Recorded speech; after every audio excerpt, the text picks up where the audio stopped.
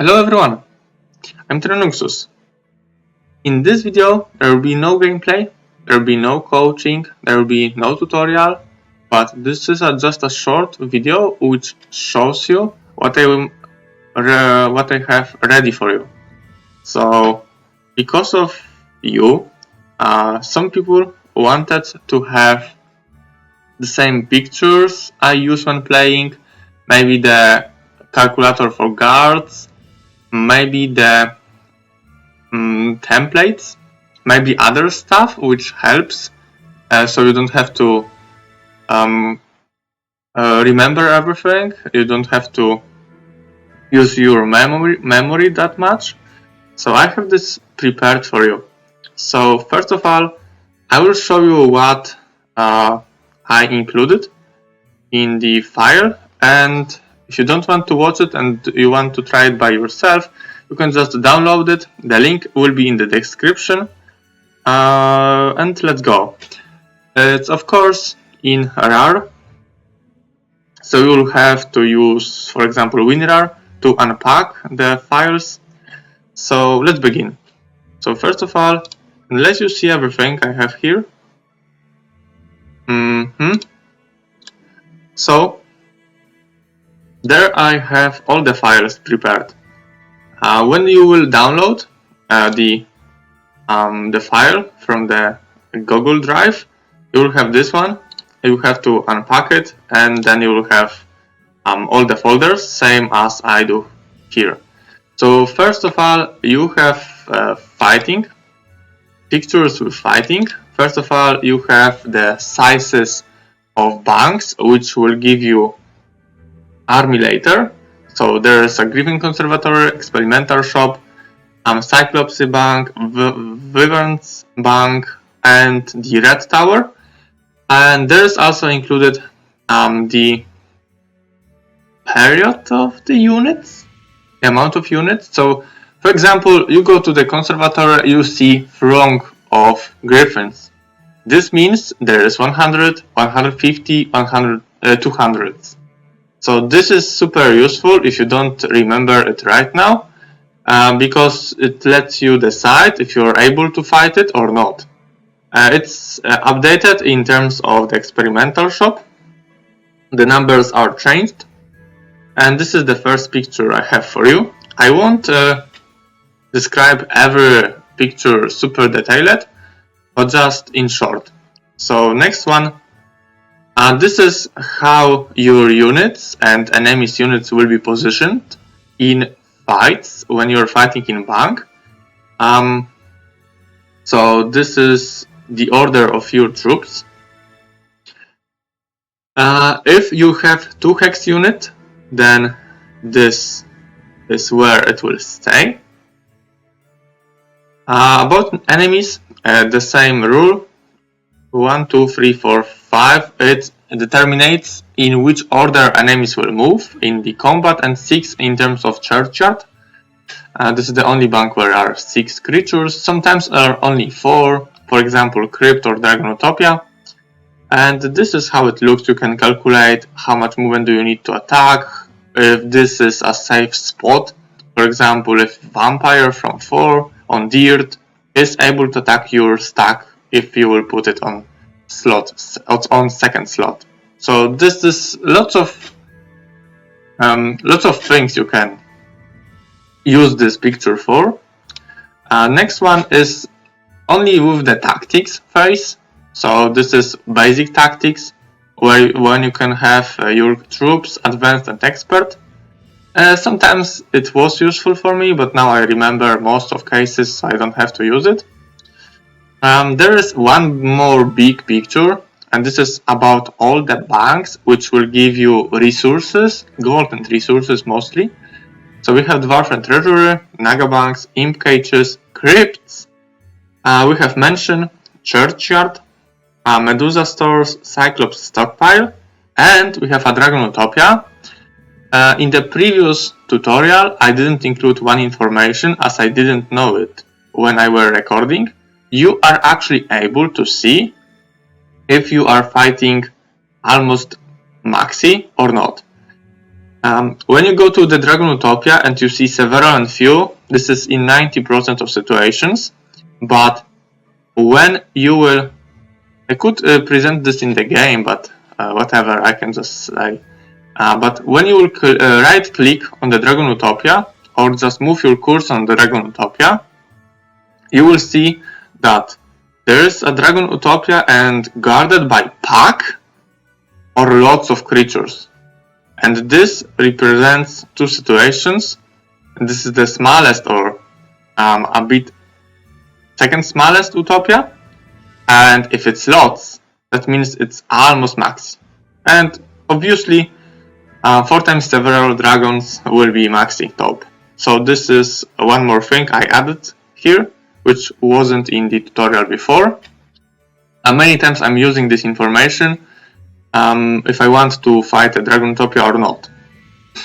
And this will be it for the fighting pictures. We have there also the heroes free calculator for guards. All you have to do is just copy it somewhere and you run the program with this icon. So I will just quickly show how it looks. Okay. This works for the Shadow of Death without any problems, but for HOTA, this version which I can give you is before the 1.5 update. So few things has changed. Nyx AI value is different. Same with Pirate AI value is different. I think they added a new creature, I don't remember, 15 health, 5 speed. I don't remember the name of it, but it doesn't appear here. But it's not like a big change. Like everything works the same way. It's just few things missing, or few things are not changed. Okay, but you may ask me how to use it. So first of all, you choose the version of the game, probably HOTA. English is probably easier than Russian. 1.1 should be okay. So you're checking something in week 1. If in week 2 or 3 or 4, you just change it because there's 10% growth of creatures per week. So let's say we don't know how hardly protected will be a resource, but which one? Let's say we have sulfur. Let's add sulfur. Let's add sulfur one more. So we have 2 pieces of sulfur, and let's say there is something else, also a dwarf and treasury. Okay. It all comes to the cost to the AA value here, but you will see in a second that it's not so simple every time. So in total we have 6,000 value, and we are looking for a guard for it. Before we do it, we have to know how strong the guards are. In multiplayer, you always play on random maps, and when it comes to choose the strength of creatures, the monsters, you go with the strongest ones. I could show this to you in a second here. So this is what I'm talking about. Strong monsters. It's always strong. So there we have few options. It could be free if the zone is having weak guards. Could be 4 if this is average guards. And could be 5 if the guards in the zone are the strongest. For example, on Gibbous Cross, your starting zone will be 3. So weak monsters in zone but strong as setting. In desert on Gibbous Cross, it will be 5. Strong creatures in desert and strong as a setting. So let's say we are we are in our starting zone on Gibbous Cross, so we pick 3. Zone town this time doesn't matter, but it will, as I will show it in a second. For now we can use any town. And let's say we see a wood elf. We see wood elves which are guarding 2 piles of sulfur and a dwarf and treasure in week 1 in our starting zone on Gibbous Cross. It says that average amount of wood elves are 21. So this is something. If we see lots of wood elves, it must be low lots. Of course, it's not always constant, and there you can see some more detailed informations with percentage chance. But I think I prepare by myself this one.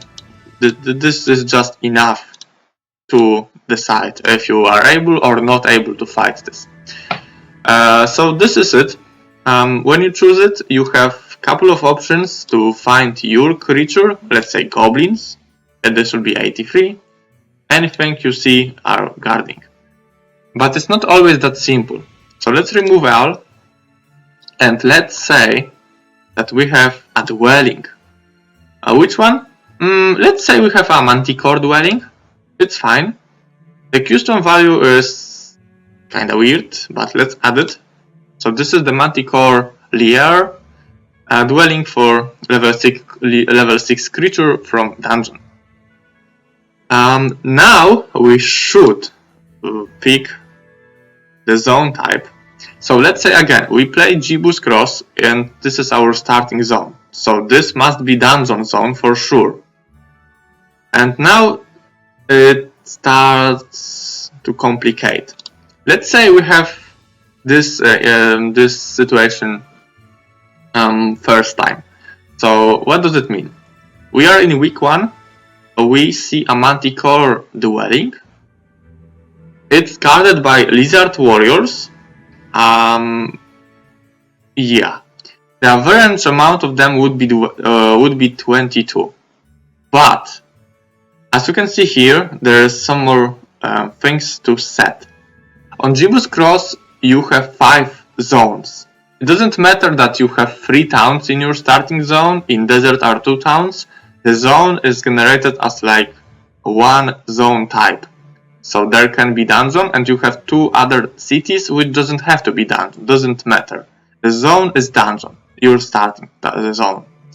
So total number of zones on Gibbous Cross are 5. Now it's important how many dungeon zones are generated on this map.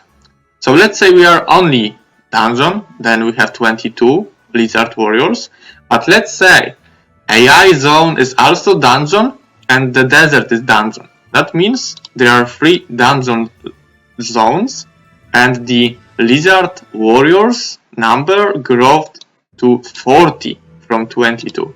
Now there are 40 here. The zone town and number of zones works with dwellings, and also it works with wait a second, Pandora boxes, in case the Pandora box has army from this terrain. So the troglodyte, let's add it. Let's remove manticore dwelling, and now we have a Pandora box with 80 troglodytes.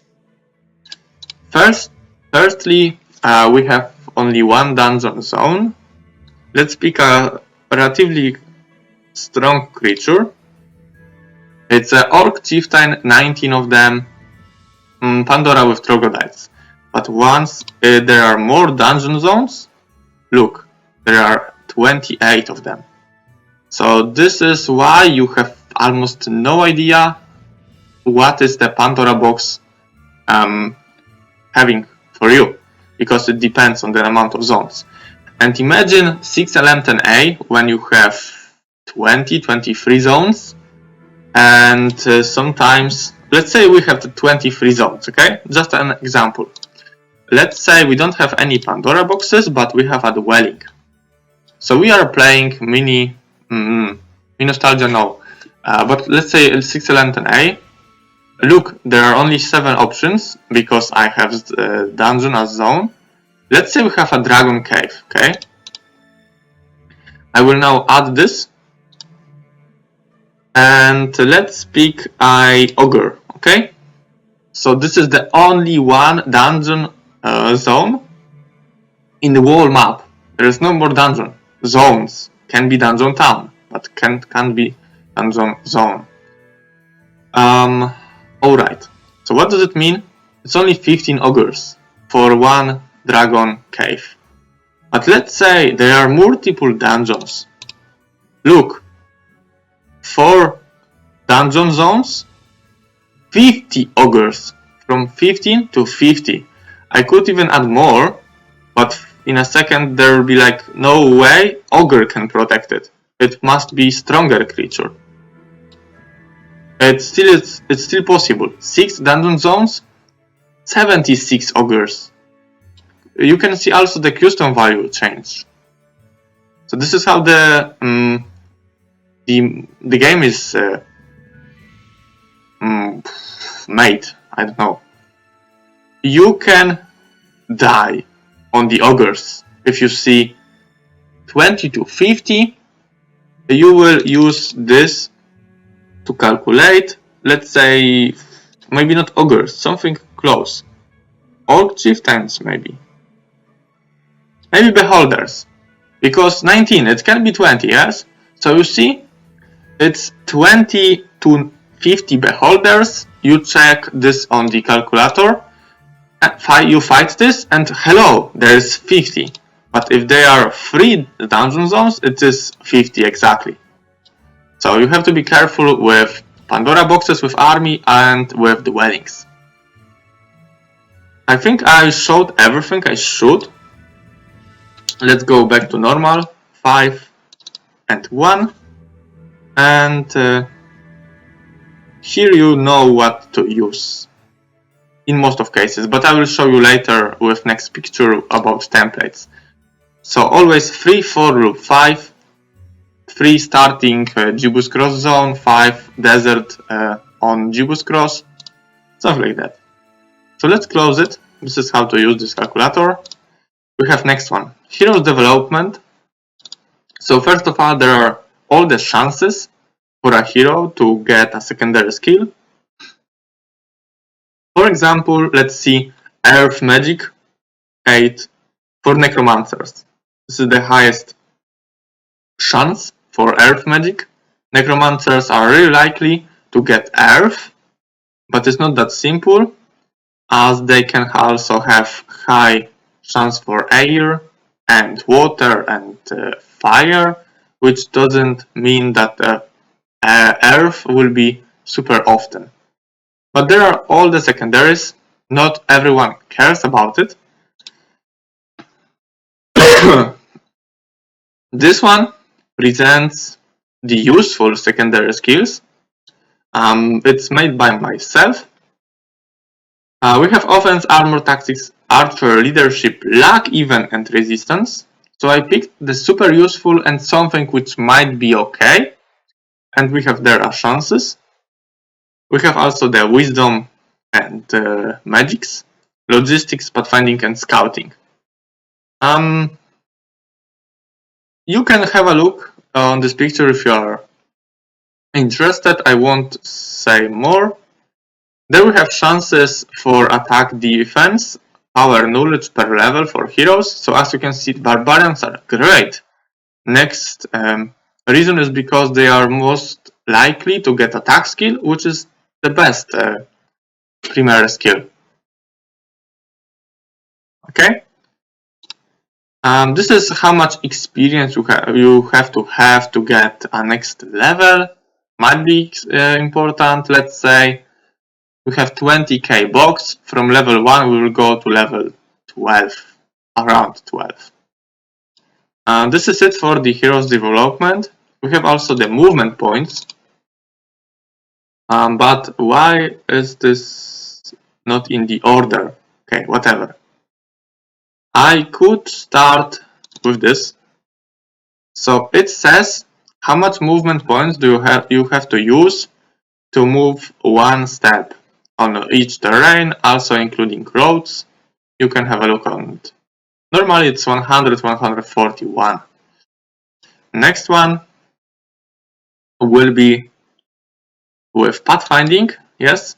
So how the pathfinding helps, 25, 50 and 75%, how it change the needed movement. This should put the music on the background, nice.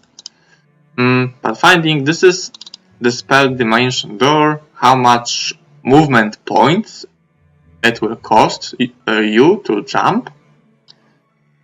Spell fly, it's a spell, it's not the angel wings, it's a spell. Spell works differently, different way than pathfinding, for example.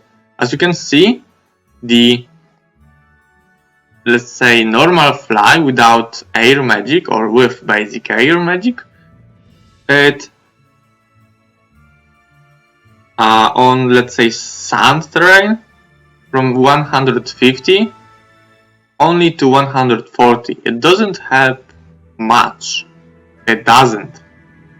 On the other hand, with expert air magic, you have no penalty anywhere. You can have a look on it later if you're interested how exactly it works. So this was fly. Wayfarer boots obviously removes every penalty. Same will be angel wings, no penalty. One more thing. This is how much movement your heroes will have, depending on the slowest unit on your army. 11 or more, max speed. 3, minimum. More information. Logistics. In every case. So, for example, you can see that advanced logistics and speed 5 creature is almost as quick as 11 speed for, let's say, angel, and no logistics. So only by giving, let's say, a silver Pegasi, it's like you're getting advanced logistics if you will have normally speed 5. So silver Pegasi, it's like advanced logistics if you will give it to the heroes. So you can have a look on it if you're interested. I think this was the beginning, and there is one more picture, how to increase your movement points. And for example, Sables gives you 400 per 1 week. You have to visit this again if you want to keep the bonus in the new week. Some other places, watering place is an interesting object on rough terrain only. You can visit this with even no movement left, stay on it. That means in next turn you will have 1000 additional movement to use, only for 1 day. And also a quest and boots of speed. Didn't include the water things because they are just useless, okay? Others in the end, first templates. So this is how the templates are generated. This is 2SM4D3. It's not every template, it's most the templates I'm playing. So you can have a look on it. I don't see there are like guards between passages. I don't see how strong it's guarded. But you see the mines type. Wait a second.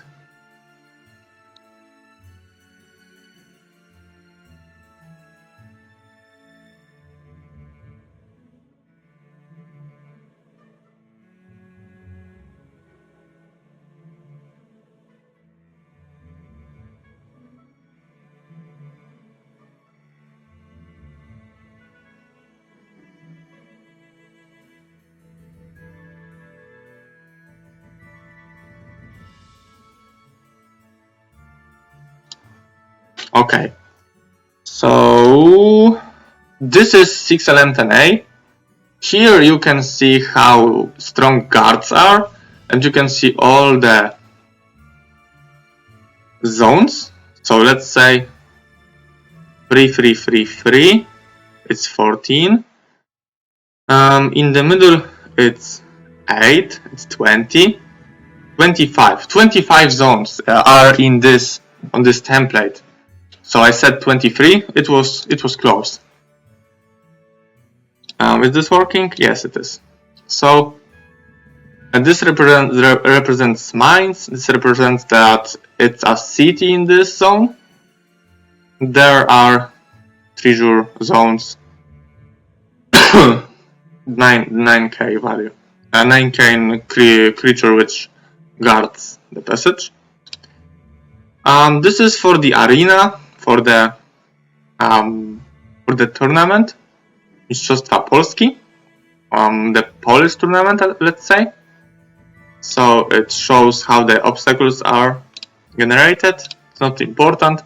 Balance 2.0 is the same info. And here are more detailed informations. Have a look. You should have a look. In your starting zone, there are 2 swords. This represents 4 in the guard calculator. So this means it's 4 when you are checking the guard. In every other zone are 3 swords. That means it's super strongly protected, as strong as on desert in Jibus Cross, for example. This represents how strong the guards are. So it's working like you add 12,000 custom value, and then it will show you the guards. This is Firewalk, and this is also the Polish tournament. I'm not taking a part on, but I played a game versus Davidu, for example, on it. It looks interesting, but well. This is the mirror template. On the mirror template, everywhere are 2 swords, so like in every zone, the guards are the same strength. With the same strength, they protect wings. Always 4 in the guards calculator. This is a Jibus Cross I was talking about. 3 because it's only 1 sword, and 5 in the middle. You can see how many gold mines are here. You can see how many wood, ore, and other stuff mines are there. No idea what the 103 represents. Maybe how rich this is. No idea. Also how many towns and which towns. So this is a city with fort and 2 towns without fortification. There are 2 towns with fort, as you know for sure from Jibus. And this is one more, mini nostalgia, so you can have a look on it if you're interested. Yeah, so we begin. Templates and others. I think there are 2 pictures. Yeah, so this is like my info about demon farming, because I love Inferno. I made this, don't know when, a year ago. So this is okay. So you have a creature with 8 health. You're here, and you are interested in how many, let's say, centaurs you need to summon a 1 demon. You need 5. If you want 2 demons, you need to summon. You have to kill 9 centaurs. If you want to have 8 demons, no, there are demons. 11 demons from, let's say, 25 health, then you have to find it. It's here, 16. That means you need 16, let's say, hellhounds to get 11 demons. And to summon it, you need 8 pit lords, because each pit lord can resurrect 50 health. The green numbers means that you are not losing any hit points, because, for example, if you will use 3 beholders, so you'll have 22, 22, 22, 66, and that means you can resurrect only 1 demon no matter what, because you're missing some health. And if you're moving around the green numbers, yeah, if you're exactly here, that means it's just perfect demon farming, no health missing. This also kind of shows how important it is to have plus HP ring or rings. For example, imp, let's say we have 100 imps, okay? So they are 4 health. That means we are there. That means we can get 11 demons from them. 11 demons. We are not having enough for the perfect resurrection summoning. We will get 11 demons. But let's say we have a ring and each imp has 5 health. Then we have 500 health, and again we have only 100 imps. This is the amount of imps. So we are there, we get 14. So it's plus 3 demons. Plus 3 demons. Of course, if you will try to do the same logic with, let's say, 15, 16, you won't get that many, but you will always get some. So the plus health artifacts for Inferno, if you're going for demon farming, it's super effective for the low level creatures. Okay, so this was the demon farming thing. I were never talking about it, so I stopped here for a second, and there is one more, for me personally, super important. It shows which heroes will give you the spell you are looking for. So they are not every spells shown, because why? Just the useful spells. So first of all, we have haste. We don't know. We need haste. We have to get it. We don't know which hero starts with haste, okay? This is the picture which shows it. So no one from castle, no one from rampart, Tyra, Fafner, Josephine from tower, Khalid from inferno, etc. Same with slow. Slow you can get from 1, 2, 3, 4, 5, 6, 7 heroes. It of course works with Hota, because we have their cove. I'm a Hota player, so you should understand. The magic arrow, we have also the heroes included here. Cure, Caitlyn, Uland, Astra. Cure sometimes it's just okay. It might be useful, and Bless is probably better than Cure. We have Adela and Speed, only 2 heroes with Bless. Sometimes you're looking for Bless, for example playing Dungeon, it has impact when you have Bless. Maybe also Conflux. Conflux also loves Bless. So this is the picture. Now I remember everything. I remember every hero. In terms of this useful spells, haste, slow, but I didn't, and this helped me a lot. So there were 2 pictures, I think super useful, and all of this you will have in the file, which I will give a link in the description. So thanks for watching. This should be it. Professional streamer. So thanks for watching. Hope you enjoyed. Hope you had fun with this, and hope this will improve your gameplay and you won't have like stupid questions anymore. I mean, not stupid questions to me, but stupid questions in your head. Frank, how many can be there? Can I do it? Will be this 150 or 160? I don't know. You're losing time. You're not sure what to do. You're not sure what you should be doing on the map. The game knowledge is the first step to be a good player, in my opinion. You first have to know the game. And I think this can help you a lot. So have fun with the calculator if you are interested. Have fun with the templates.